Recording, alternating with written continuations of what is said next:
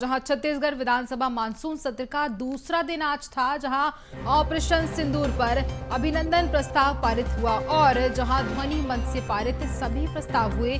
बुधवार की सुबह 11 बजे तक के लिए सदन की कार्यवाही स्थगित कर दी गई। कल 11 बजे तक के लिए जहां ये कार्यवाही स्थगित कर दी गई है और आज मानसून सत्र की जो कार्यवाही थी विधानसभा की, उसका दूसरा दिन था। ऑपरेशन सिंदूर पर अभिनंदन प्रस्ताव ध्वनि मत से पारित भी किया गया।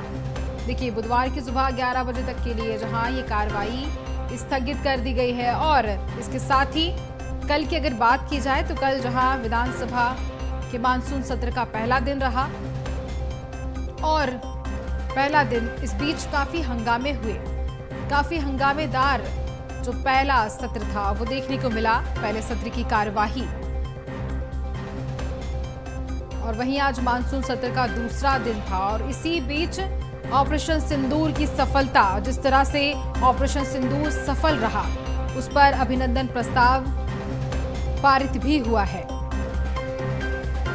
और देखिए, चर्चा करेंगे छत्तीसगढ़ से state writer doctor Avdhesh Mishra हमारे साथ जुड़ चुके हैं। अवधेश जी, आज मानसून सत्र का दूसरा दिन था, क्या कुछ आज सदन में हुआ?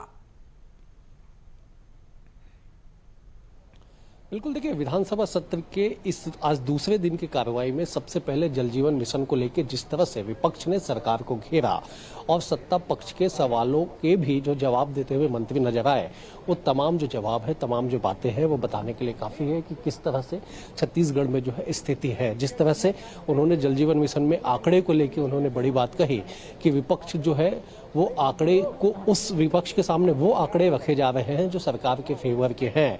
ये कहा गया है कि जिस तरह से आंकड़े की बाजीगरी सत्ता पक्ष के द्वारा की गई है, वो बताने के लिए काफी है कि सरकार की नीयत क्या है। लेकिन इन तमाम चीजों के बीच जल जीवन मिशन में विपक्ष काफी आक्रामक दिखाई पड़ा, बहिर्गमन भी विपक्ष ने किया।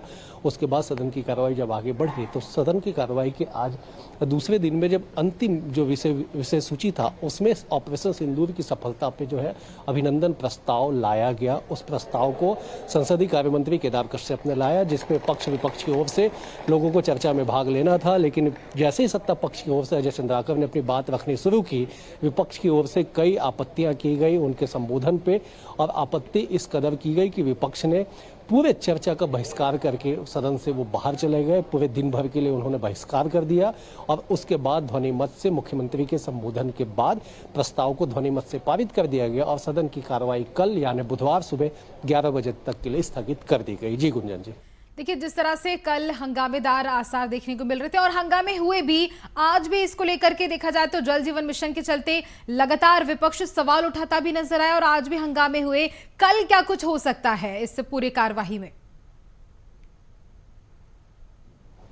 बिल्कुल, देखिए, कल विधेयकों का दिन है क्योंकि 5 दिन का सत्र है, 2 दिन बीत चुके हैं, तीसरा दिन कल होगा। तो कल विधेयक जो है वो लाया जाएगा और कौन कौन से विधेयक आएंगे इस पर जब चर्चा होगी, जब वो विषय सूची जारी होगी, तब पता चलेगा कि सरकार कल कौन कौन से विधेयक लेके आ रही है और उसके बाद चर्चा कर उसे पारित कराने की कोशिश जो है सरकार संख्या बल के आधार पर हालांकि पारित करा लेगी। लेकिन उसमें भी देखना होगा कि किन संशोधन पे विपक्ष आपत्ति जताता है। तो कुल मिला के गुंजन, इस बात को समझना होगा कि पहला और दूसरा दिन लगातार हंगामा सदन में देखने को मिला। बांग्लादेशी घुसपैठ को लेकर लगातार ध्यानाकर्षण प्रस्ताव के जरिए जो है सरकार को घेरने की कोशिश की गई, लेकिन जब जवाब दिया गया उसके बाद कुछ स्थितियां हंगामेदार बनी। लेकिन तमाम मिला के अगर निष्कर्ष देखा जाए तो दोनों दिन जो है वो हंगामे की भेंट चढ़ता हुआ सदन की कार्रवाई दिखाई पड़ी। जी अवधेश जी, बैठक हुई थी इस सत्र से शुरू होने से पहले, जहां विपक्ष ने बैठक की थी और इस बीच जो रणनीति बनाई गई थी कि मजबूती के साथ सत्ता पक्ष को घेरा जाएगा और कहीं ना कहीं वो देखा जा रहा है, कई सारे ऐसे सवाल हैं जिससे सत्ता पक्ष को लगातार विपक्ष घेरने की कोशिश कर रहा है।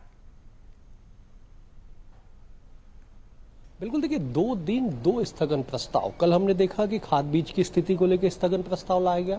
आज अवैध खनन के आरोप लगाते हुए विपक्ष ने स्थगन प्रस्ताव लाया। विपक्ष ने कहा कि प्रदेश भर में जो रेत घाट का संचालन है उसमें अवैध तरीके से खनन किया जा रहा है, सरकार को एक बड़े राजस्व की हानि हो रही है। विपक्ष ने यह भी कहा कि पूरा जो अवैध उत्खनन है वो पुलिस और राजस्व अधिकारियों की मौजूदगी में, उनके संरक्षण में की जा रही है। लेकिन इस पे सत्ता पक्ष की ओर से जब जवाब दिया गया तो उस जवाब से असंतुष्ट असंतुष्ट विपक्ष ने फिर से एक बार कड़े तेवर दिखाए। जब उनका स्थगन प्रस्ताव अग्राह्य कर दिया गया, नामंजूर कर दिया गया, तब फिर से एक बार विपक्ष ने बहिर्गमन किया।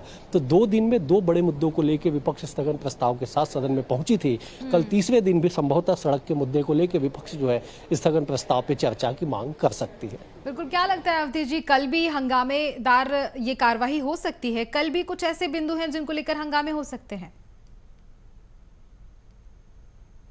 निश्चित तौर पे देखिए, विपक्ष की जो तैयारियां हैं, विपक्ष जो कह रही है कि हमारे पास दर्जनों मुद्दे हैं, अभी केवल 2 ही दिन हुए हैं, 2 ही स्थगन प्रस्ताव आए हैं, अभी 3 दिन का समय शेष है। 3 दिन अलग अलग विषय पे न केवल स्थगन प्रस्ताव बल्कि शून्यकाल में अलग अलग विषयों को लेके भी जो विपक्ष विधायक है वो हमलावर दिखाई पड़ रहे हैं, सरकार से जवाब मांगते हुए दिखाई पड़ रहे हैं। तो ऐसे में मुद्दे को लेके सदन में जो है विपक्ष का हंगामा लगातार जारी है। संभवतः कल हो या फिर 5वें दिन तक हो, सदन में इसी तरह की स्थितियां दिखाई पड़ेगी। हंगामेदार ये पूरा मानसून सत्र जो है वो होता हुआ नजर आ रहा है। बिल्कुल, हंगामे होते हुए रहेंगे। और अभी कहा जाए तो कल का दिन और आज का दिन, दोनों दिन भी हंगामे हुए। और जिस तरह से विपक्ष ने रणनीति बनाई है सत्ता पक्ष को घेरने की, लेकिन सत्ता पक्ष भी कम नहीं है। उसने भी पहले से प्लानिंग कर रखी थी कि किस तरह से सटीक जवाब दिया जाए विपक्ष को। अवधेश जी, तमाम जानकारी के लिए बहुत धन्यवाद आपका।